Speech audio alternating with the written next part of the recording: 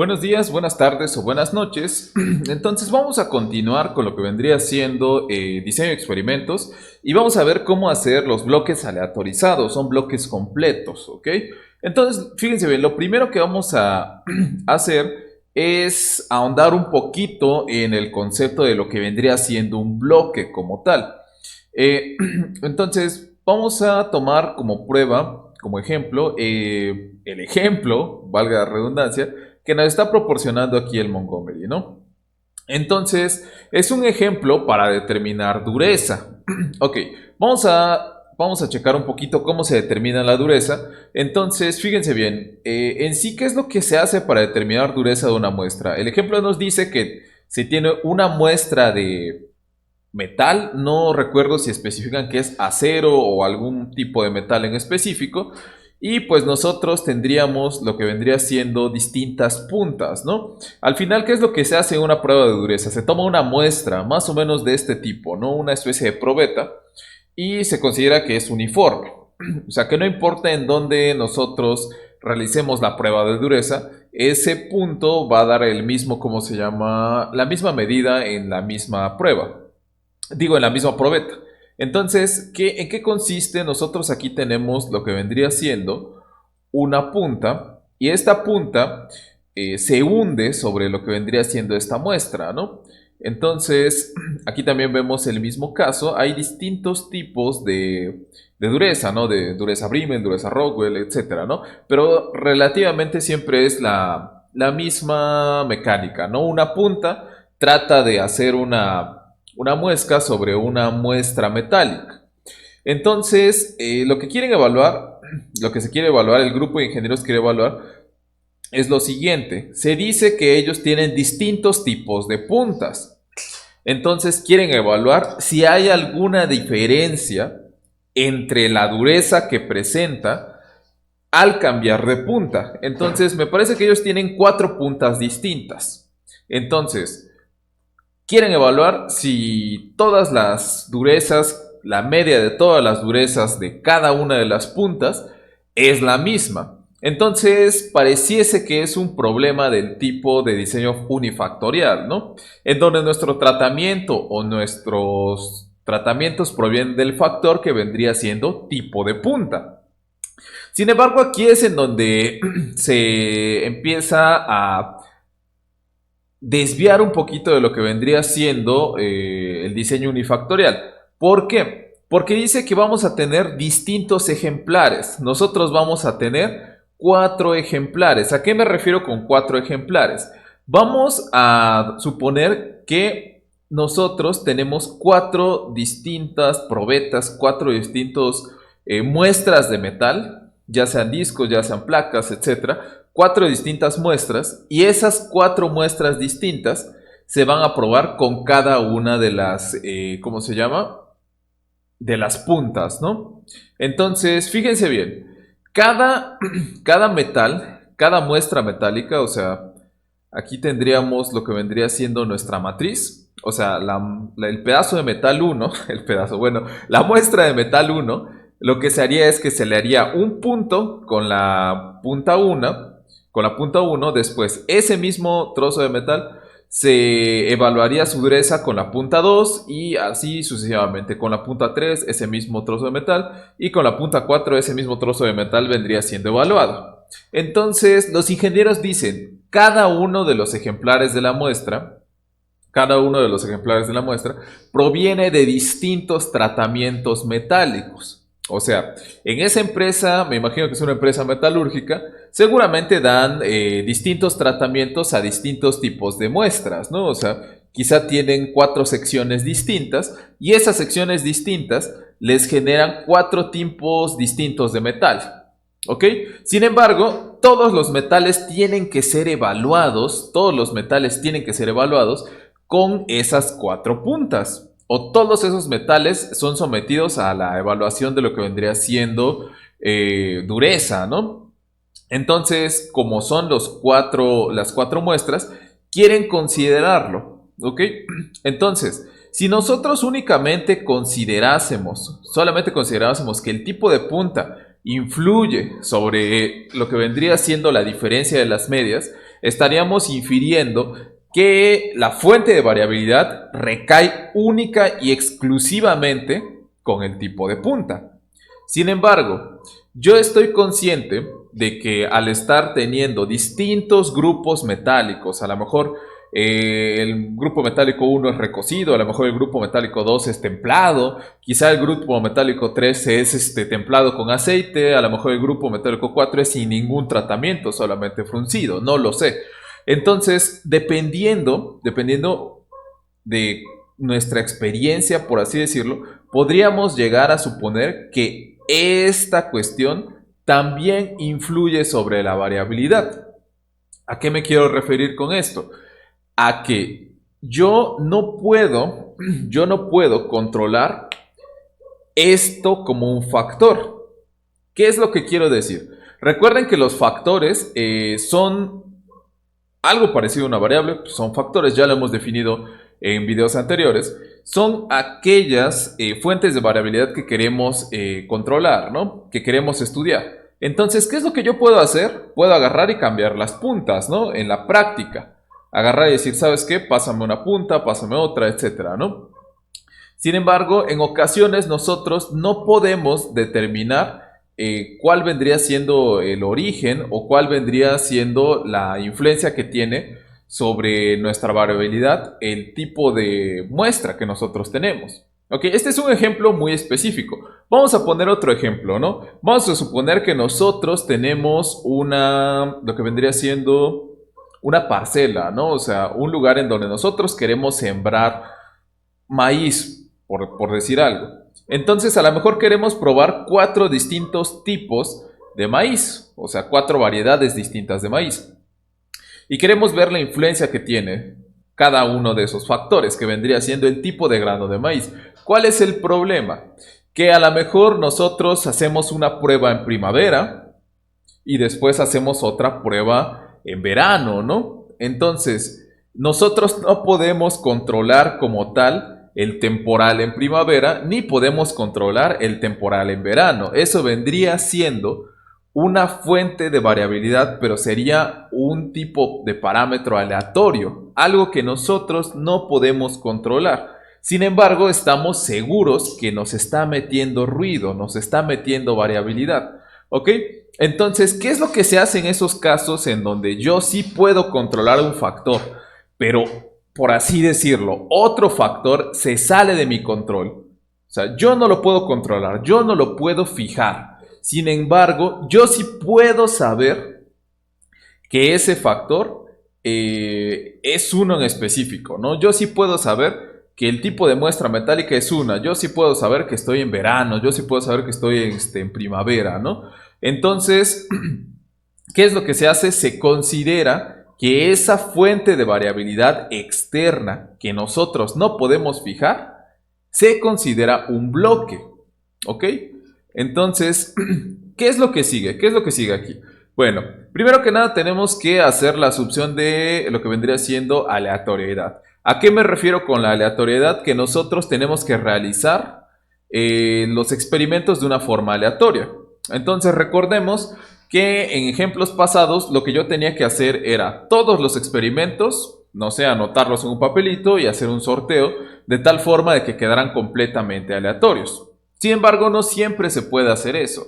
No siempre podemos hacer que las cosas se vuelvan netamente aleatorias, ¿no? Entonces, para este caso, ¿qué es lo que tenemos que hacer? Tenemos que procurar probar cada una de las puntas para la muestra 1, para la muestra metálica 1, de forma aleatoria en este bloque.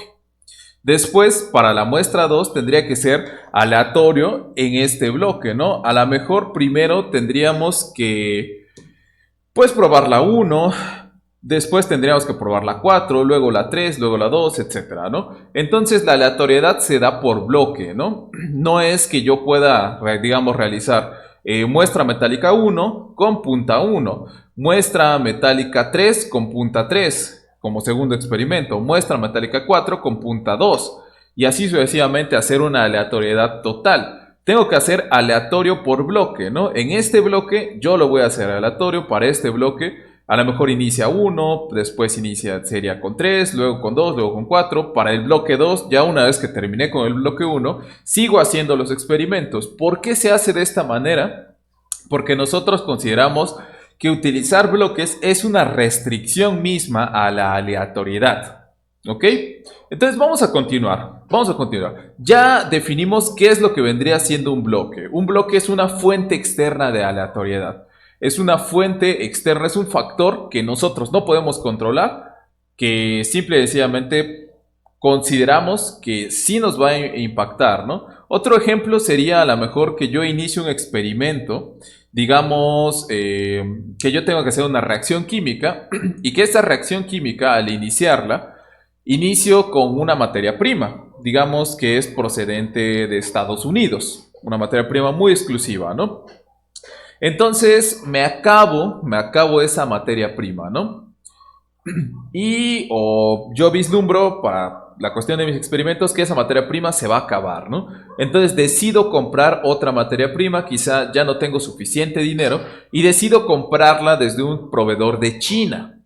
Entonces, podríamos llegar a decir, ok, los estándares son internacionales de ambos, pero no voy a tener ninguna fuente de variabilidad extra, ¿no? O sea, la muestra de Estados Unidos como la muestra de China son iguales. Entonces, simple y sencillamente haría un diseño unifactorial convencional, a lo mejor con temperatura, no lo sé.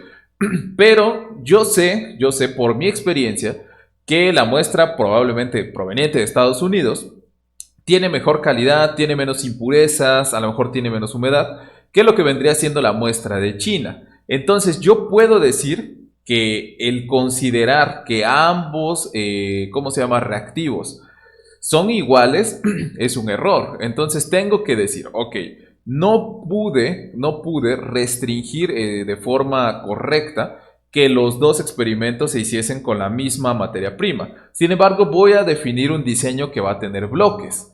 Entonces, al considerar los bloques, yo estaría considerando ya la fuente de variabilidad y ya no había problema. Podría utilizar las dos materias primas sin ningún problema. Ok, entonces continuemos con esta cuestión. ¿Qué es lo primero que vamos a hacer? Vamos a abrir Minitab, ¿no? Bueno, primero que nada vamos a poner lo que vendría siendo la lupa y vamos a abrir nuestro Minitab. Ya después de haber hablado un poquito acerca de lo que vendrían siendo el diseño de bloques. Ok. Entonces, aquí en Minitab, ¿qué es lo que tengo que hacer? Tengo que situarme en esta parte. Voy a hacerlo un poquito más alto para que lo podamos visualizar mejor. Y aquí vamos a poner nombres. Ok, entonces voy a poner primero el nombre de mi factor, que vendría siendo la fuente de variabilidad que yo puedo fijar. Entonces, como esta fuente de variabilidad, yo voy a poner punta o tipo de punta. Vamos a poner T punta, tipo de punta. Ok, después, ¿qué otra fuente de variabilidad tengo? ¿Qué fuente de generadora de ruido voy a tener? Voy a tener mi bloque. Entonces, lo voy a definir como... Oh, caray, no, así no lo defino. Lo voy a definir como bloque. Bloque. Ahí está. Entonces, vendría siendo mi único bloque que tengo. Y después, mi variable de respuesta. Ok, entonces, ¿qué es lo que sigue? ¿Cuántos tipos de punta tengo? Yo tengo 4 puntas. Entonces podría llegar a acomodar aquí 1, 2, 3, 4 puntas con el bloque 1. O puedo acomodarlo al revés. Puedo poner tipo de punta 1 y cada uno de los bloques. En realidad eso no importa. Solamente vamos a decir, ok, vamos a checar lo que vendría siendo nuestra tabla, ¿no? Entonces fíjense bien. Para el tipo de punta 1 yo tengo ¿cuántos bloques? Yo tengo 4 bloques, ¿no? Para el tipo de punta 2, yo voy a tener pues también 4 bloques y así sucesivamente, ¿no? Entonces, ¿cuántas veces tengo que poner el 1? Si se dan cuenta, aquí sería punta 1 con bloque 1, punta 1 con bloque 2, punta 1 con bloque 3 y punta 1 con bloque 4. Entonces, por cada tipo de punta yo voy a tener 4 bloques, entonces tipo de punta 1 o tipo de punta se va a repetir 4 veces. Si supongamos que yo tengo nada más 3 bloques, ¿cuántas veces tendría que repetirse el tipo de punta? Solamente 3 veces. Y así sucesivamente, ¿no? Si yo tuviese 5 bloques, el tipo de punta se repetiría 5 veces. Ok, Entonces vamos a meterlo, ¿no? Tipo de punta 1, 2, 3, 4 veces, ¿no? Bloques, pues sería el bloque 1, el bloque 2, el bloque 3, el bloque 4.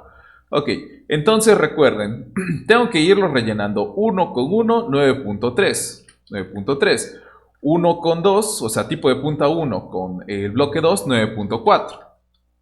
Y así sucesivamente, ¿no? Aquí tendríamos 9.6 y aquí tendríamos 10. Ok, ya llenamos el tipo de punta 1. ¿Qué es lo que sigue? Lo que sigue es llenar el tipo de punta 2. Entonces ponemos la punta 2 4 veces. Y aquí pues nosotros podemos agarrar y con la mano en la cintura copiar y pegar, ¿no? Y ya estaría, ¿no? Ya no tenemos que estar batallando. Entonces, fíjense bien, aquí vamos a tomar este, por ejemplo, que sería tipo de punta 2, bloque 3. ¿Qué valor vendría siendo? Pues sería el tipo de punta 2 y me iría con el bloque 3, sería 9.8, ¿no? Vamos a ponerlo de una vez, 9.8. Ok, ahí no va aquí, 9.8. Entonces, ¿qué es lo que sigue? Bueno, tengo que rellenar todo, ¿no? Entonces, vamos a rellenarlo 9.4, 9.4, 9.3, oh Dios, una disculpa, 9.3. Ya habíamos quedado que aquí está el 9.8 y aquí vendría estando el 9.9.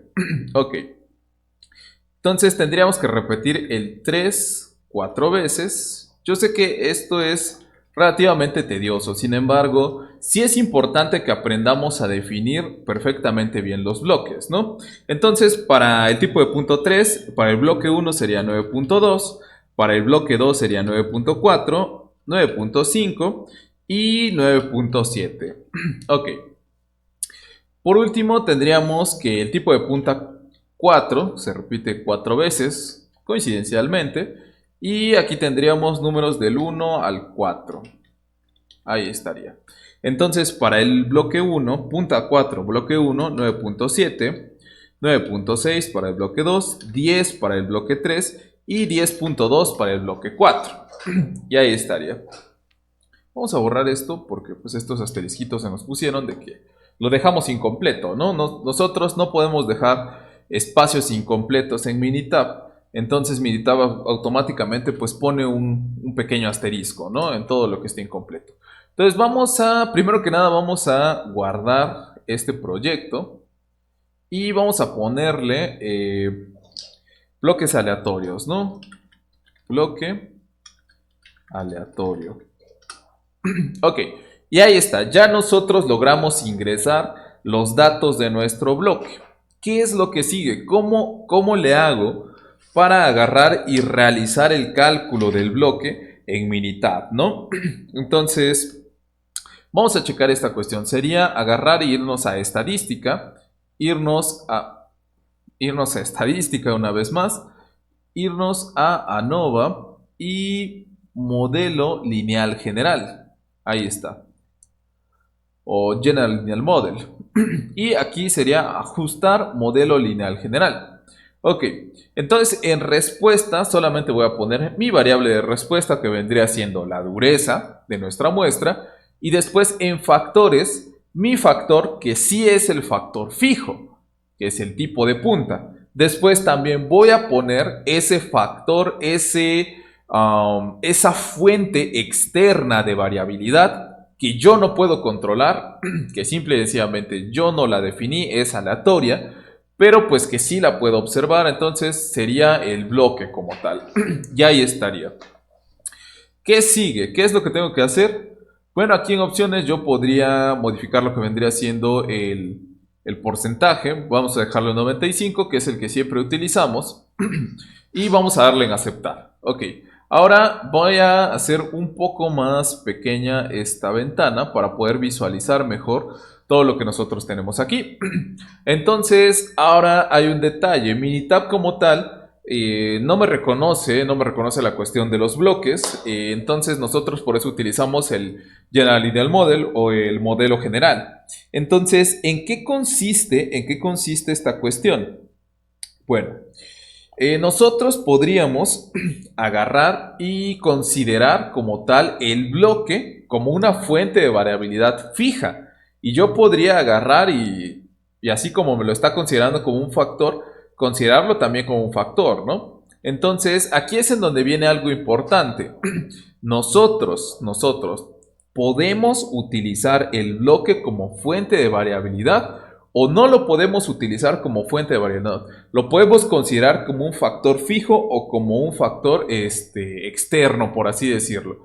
La respuesta rápida, la verdad, la respuesta simple y sencilla es que no se debe de considerar. ¿Por qué? Porque como ya habíamos visto, nosotros estamos haciendo la restricción de aleatoriedad. Recuerden que el orden experimental se vuelve aleatorio solamente para el bloque. Si nosotros pudiésemos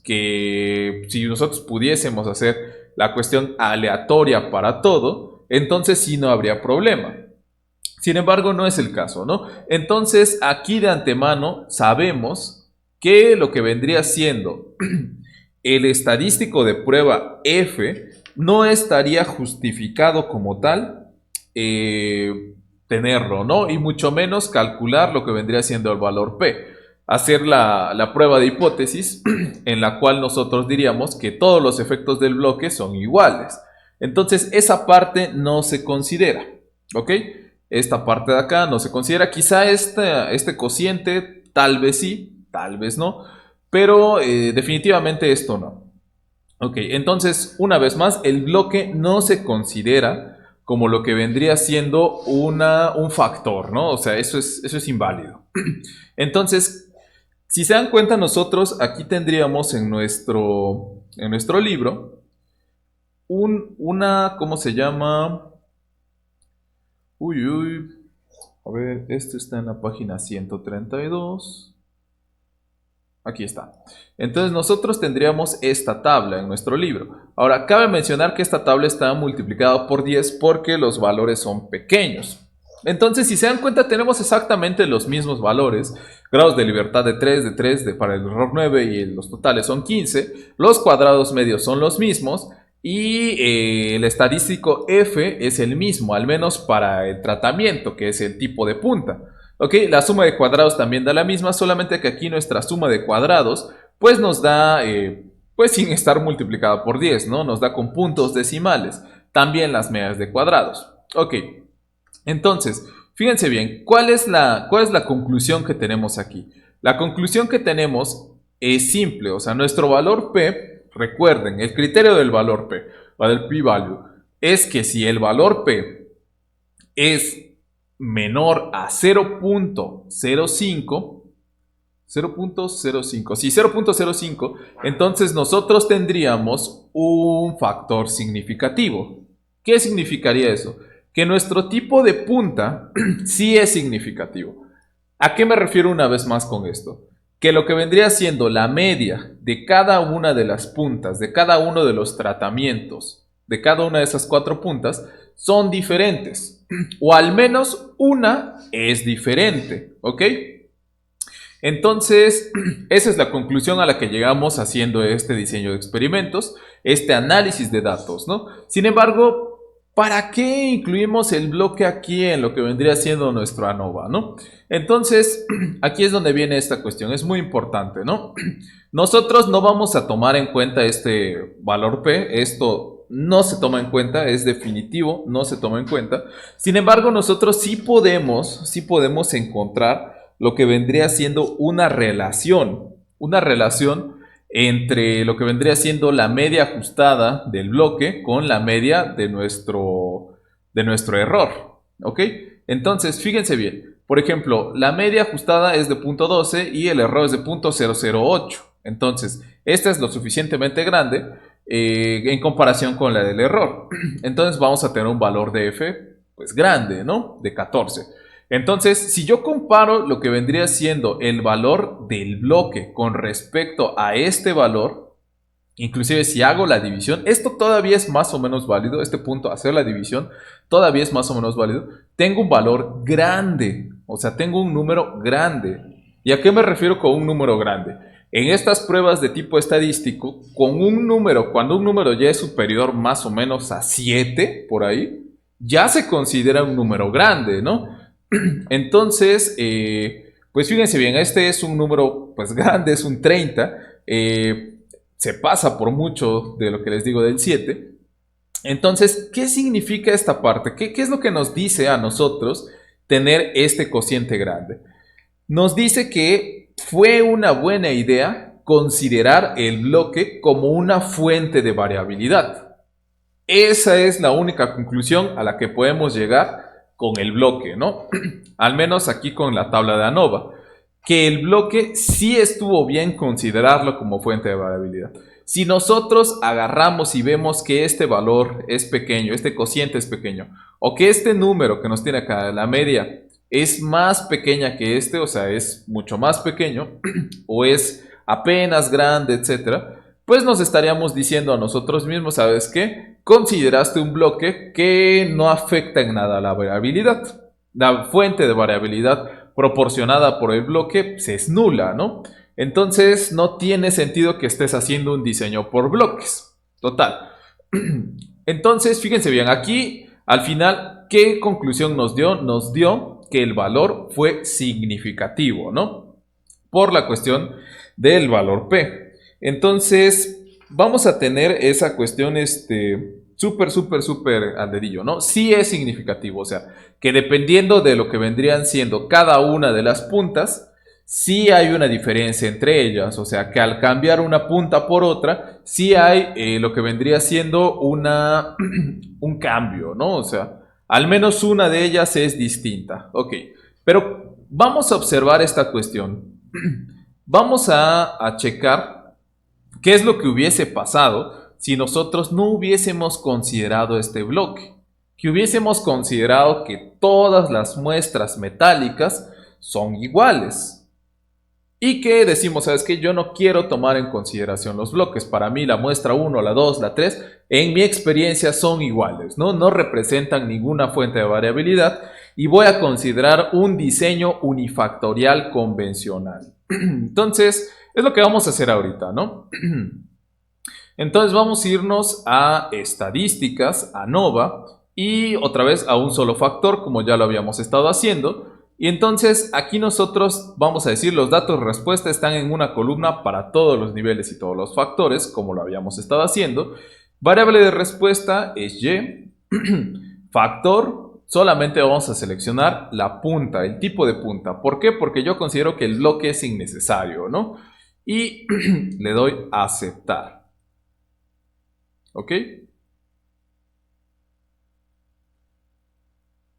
Y ahí está el resultado, ¿no? Entonces, vamos a ver esta parte, ¿no? ¿Qué es lo que nos está dando este análisis de varianza? Este análisis de varianza no considera lo que vendría siendo el bloque y nos está dando esta respuesta. Nos dice, tu valor de F es de 1.7, es un valor pequeño, cabe resaltar, y mi valor P es de 0.22. ¿Qué me está indicando este valor P? Recuerden, esto es ya de cajón. Si mi valor P, si mi p-value es menor a 0.05, entonces quiere decir que es significativo. ¿Ok? Si el valor del p-value es mayor que 0.05, quiere decir que es no significativo. ¿Y a qué me refiero con que es no significativo? Pues que el factor como tal no representa una fuente de variabilidad y que todas las medias son iguales. O al menos que yo no tengo evidencia suficiente para decir que el tipo de punta me genera una media diferente. Entonces esto vendría siendo que todas las medias son iguales. ¿Ok? Tendría que aceptar esa hipótesis, la hipótesis nula de que el tipo de punta me da la misma medida para todos, ¿no? Ok, entonces si se dan cuenta, al no considerar el bloque, nos está dando una conclusión completamente opuesta. Entonces, ¿cuál de los dos métodos era el correcto? ¿Cuál de los dos criterios estaba bien? ¿Tenía que considerar bloques o no tenía que considerar bloques? Aquí es donde viene una cuestión súper, no complicada, sino a lo mejor un poquito enredada, ¿no? Fíjense bien, si yo hago mi análisis de varianza y me da un resultado y después agarro y hago con bloques y me da el mismo resultado que no consideraba con los bloques, Seguramente solamente se podría obtener esto cuando los bloques no tienen una influencia muy grande, o sea, cuando nosotros tenemos que la significancia, bueno, no hablemos de significancia, que la influencia de los bloques sobre la variabilidad es nula. O sea, que todas las muestras por bloques son prácticamente las mismas, ¿ok? Entonces solamente en ese caso tendríamos el mismo resultado. Sin embargo, sí es importante considerar los bloques cuando existen los bloques, porque no siempre podemos estar metiendo bloques, ¿no? O sea, si nosotros podemos fijar todos los aspectos de un experimento, no es necesario estar metiendo los bloques, ¿no? Pero si nosotros hay algún aspecto como tal que pues no lo podemos controlar y solamente podemos hacer ciertos experimentos con ciertas muestras, con ciertas condiciones como tal, pues sí tenemos que considerar el bloque como fuente de variabilidad, ¿no? Entonces, haciendo un resumen muy rápido, ¿qué es lo que tendríamos? Tendríamos lo que vendrían siendo pues estos datos que tenemos aquí, ¿no? ¿En qué consiste hacer bloques? Pues consiste que para cada uno de mis factores, para cada uno de mis niveles, para cada tratamiento, para cada uno de los tratamientos de mis factores, yo voy a utilizar un bloque. O visto desde otra forma, para cada bloque yo voy a utilizar todos los tratamientos. ¿Ok? La otra es, los bloques son fuentes de variabilidad externos, cosas que nosotros no podemos fijar, cosas que nosotros vamos a tener siempre presentes ahí, pero que no podemos fijar. ¿Qué otra cuestión nosotros podemos tener con los bloques? Bueno, voy a tener que generar otra vez el estadístico. Bueno, es cuestión de unos segundos. ¿Ok? ¿Qué otra cosa es importante? Esta cuestión que nosotros tenemos aquí.